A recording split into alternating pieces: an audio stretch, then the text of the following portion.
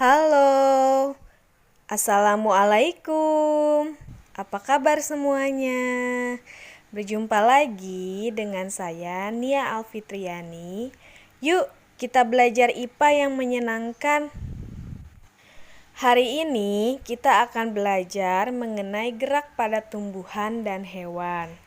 Masih ingat tidak apa pelajaran kita pada pertemuan sebelumnya tentang gerak pada manusia?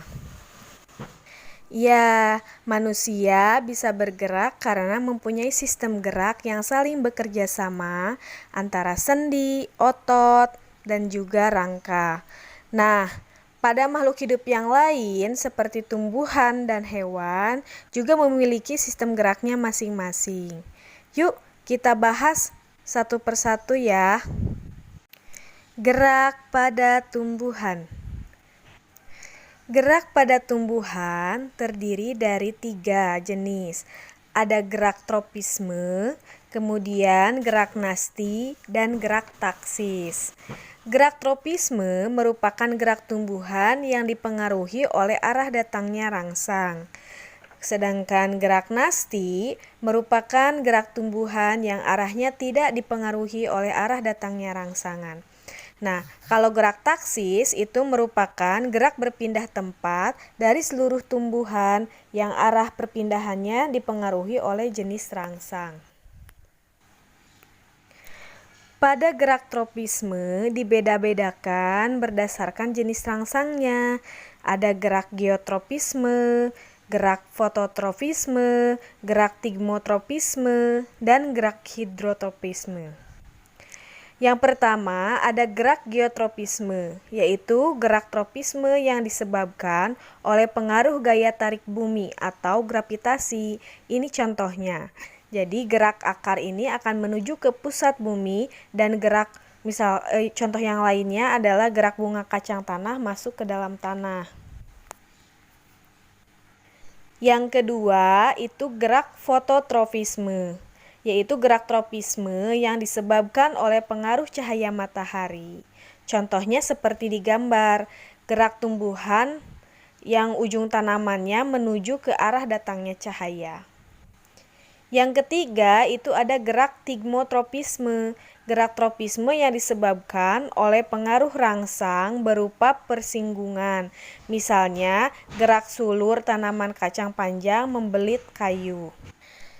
Kalau gerak hidrotropisme itu gerak tropisme yang disebabkan oleh pengaruh rangsang air. Misalnya, gerak pertumbuhan akar menuju sumber air, seperti di gambar. Itulah gerak-gerak yang termasuk ke dalam fototropisme, ke dalam gerak tropisme. Nah, sekarang kita masuk pada gerak nasti, di mana gerak nasti ini arahnya tidak dipengaruhi oleh arah datangnya rangsangan. Gerak nasti itu terdiri dari 5 jenis. Ada gerak niktinasti, gerak seismonasti, gerak fotonasti, gerak termonasti, dan gerak nasti kompleks. Gerak niktinasti yaitu gerak nasti akibat rangsangan lingkungan berupa sore hari atau malam hari. Misalnya, gerak menutupnya daun petai Cina pada sore hari atau malam hari. Kemudian pada pagi hari daun petai Cina ini akan membuka kembali. Gerak seismonasti yaitu gerak nasti akibat rangsangan sentuhan. Misalnya, gerak menutup daun putri malu ketika memperoleh rangsangan sentuhan. Setelah tidak ada pengaruh rangsangan, maka daun putri malu akan membuka kembali. Gerak fotonasti yaitu gerak nasti akibat rangsangan cahaya. Misalnya, gerak mekarnya bunga pukul 4 atau nama ilmiahnya Mirabilis jalapa. Gerak termonasti yaitu gerak nasti akibat rangsangan suhu. Misalnya, mekarnya bunga tulip pada musim semi. Dan yang terakhir ada gerak nasti kompleks, yaitu gerak nasti yang dipengaruhi lebih dari satu macam rangsang. Misalnya, gerak membuka dan menutupnya stomata karena rangsangan cahaya matahari, zat kimia, air, dan suhu. Gerak yang terakhir adalah gerak taksis, yaitu gerak berpindah tempat dari seluruh bagian tumbuhan yang arah perpindahannya dipengaruhi oleh jenis rangsang, terdiri dari fototaksis dan kemotaksis.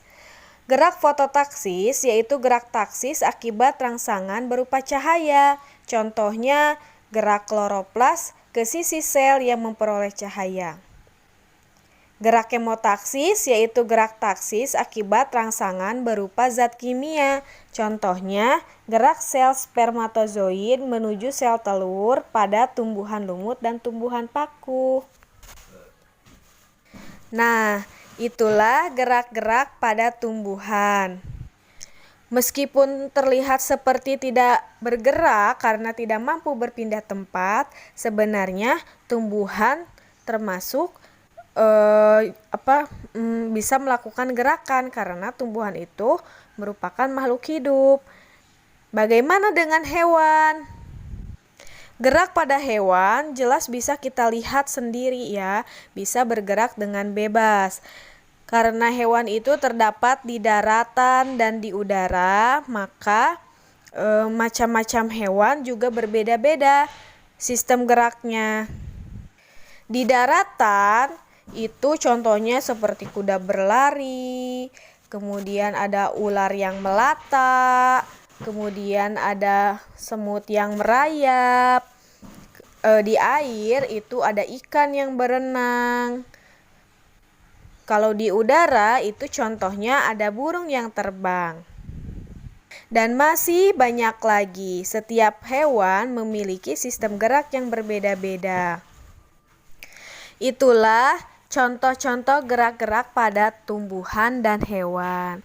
Coba kamu identifikasi contoh-contoh gerakan pada tumbuhan dan hewan yang lain dan buatlah tabelnya. Nah, materi hari ini selesai. Jangan lupa belajar ya untuk pertemuan selanjutnya. Sampai jumpa. Sebelum ditutup, Ibu ingin memberikan satu tarian untuk kamu. Bye-bye.